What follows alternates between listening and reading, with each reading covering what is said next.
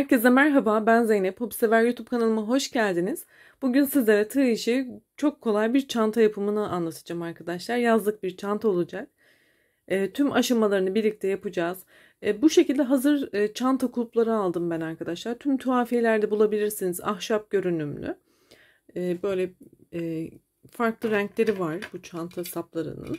Ya da farklı büyüklükte olanları da var. Dilediğinizi alabilirsiniz.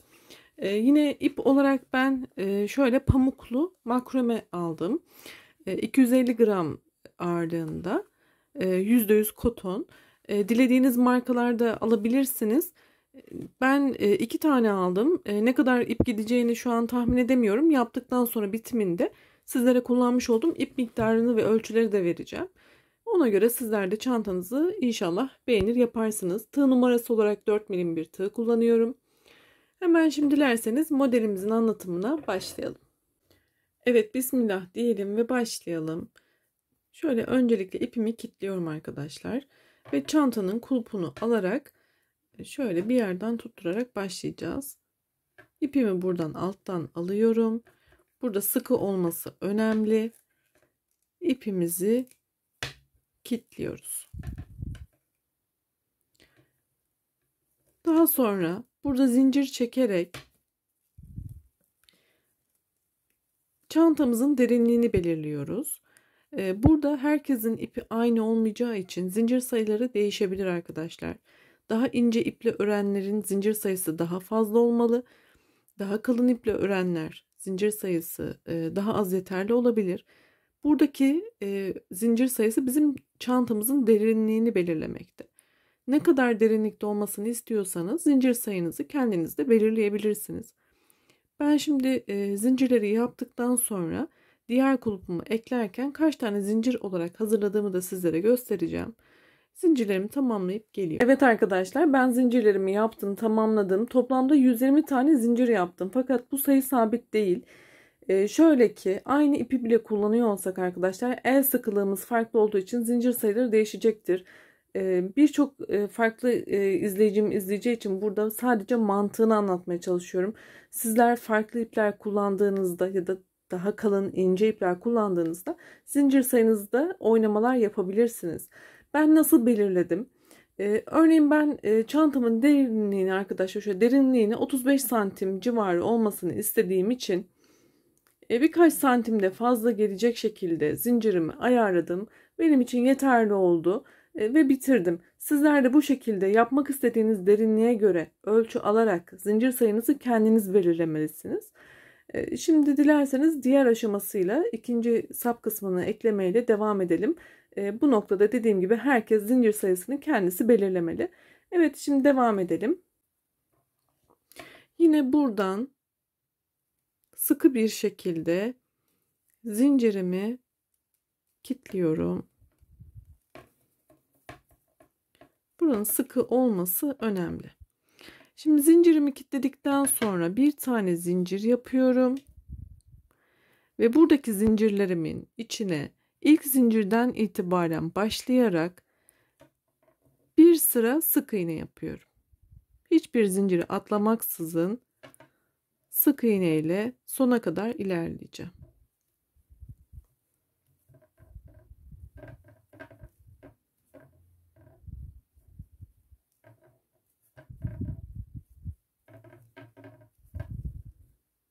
Evet, sona kadar sık iğne yapalım.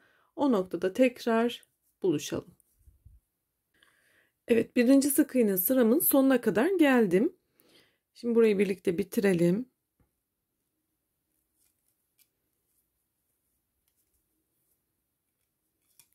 Son zincire kadar sık iğnemi yaptım.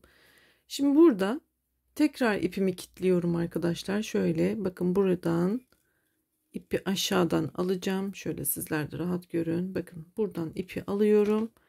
Yine sıkı bir şekilde ipimi kilitleyeceğim.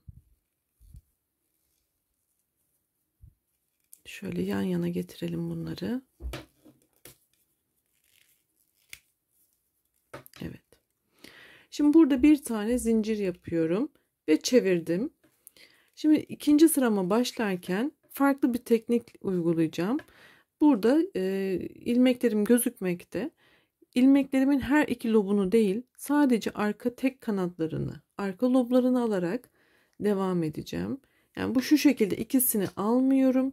Sadece tek kanatlarını alarak devam ediyorum ve ilk iki ilmekten, yani ilk ilmeklerimden başlayarak, bakın sadece tek kanadını alıyorum ve sık iğne yapıyorum. Artık bundan sonra sürekli aynı işlemi yapacağız. Arka lob, sık iğne. Bu şekilde sıraları devam ettireceğiz. Diğer kenara kadar geldiğimizde yine aynı şekilde dönüp tekrar arka lob, sık iğne yapacağız. Ve çantamız bitene kadar aynı işlemi devam ettireceğiz. Ben şimdi bu sıranın sonuna da geldikten sonra tekrar başlamayı bir daha göstereceğim. Sonra çantamı örerek büyütmeye devam edeceğim. Bakın burada böyle çizgi gibi bir hat zaten kendiliğinden oluşmakta. Evet.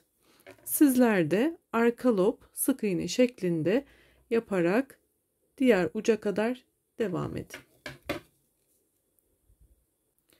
Evet, ikinci sıramın da sonuna kadar geldim. Yine son kısmı birlikte bitirelim. Yine arka lob, sık iğne şeklinde tüm zincirleri bitirdiğimizden emin olalım arkadaşlar. Üçüncü sıraya başlayacağız yine. Evet. Şimdi tekrar burada ipimi kilitliyorum. Buranın sıkı olması önemli. Tekrar söylemek istedim. Sıkı bir şekilde kilitledikten sonra bir tane zincir yapıyoruz ve çevirdim. Artık bundan sonrası dediğim gibi hep aynı devam edecek. Yine arka lob, sık iğne şeklinde öreceğiz ve bunu artık sürekli devam edeceğiz. Yani çantamızın genişliğini ne kadar istiyor isek o şekilde istediğimiz sayıya gelene kadar, genişliğe gelene kadar devam ettireceğiz. Hep aynı şekilde diğer kenara ilerleyeceğiz. Orada ipimizi kilitleyip bir zincirle döndükten sonra arka lob, sık iğne yaparak devam edeceğiz. Ben de videomuz fazla uzamasın yapayım. Daha sonra kenarlarının dikişini vesaire kalan kısımlarıyla devam ederiz. Evet, çantamızın anlatımı bundan ibaret. Ben çantamı ördüm, tamamladım. Şimdi sizlere hem boyutunu göstereceğim hem de kullandığım ip miktarını da şimdi bahsedeceğim arkadaşlar. Ne kadar ip kullandık. Hemen bakalım, önce ölçülerimize bakalım. Biliyorsunuz derinliğini 38 santim civarı başlamıştım zincirime. Ama yaptıktan sonra bir miktar toplam olduğu için şöyle 35 santime kadar düştü.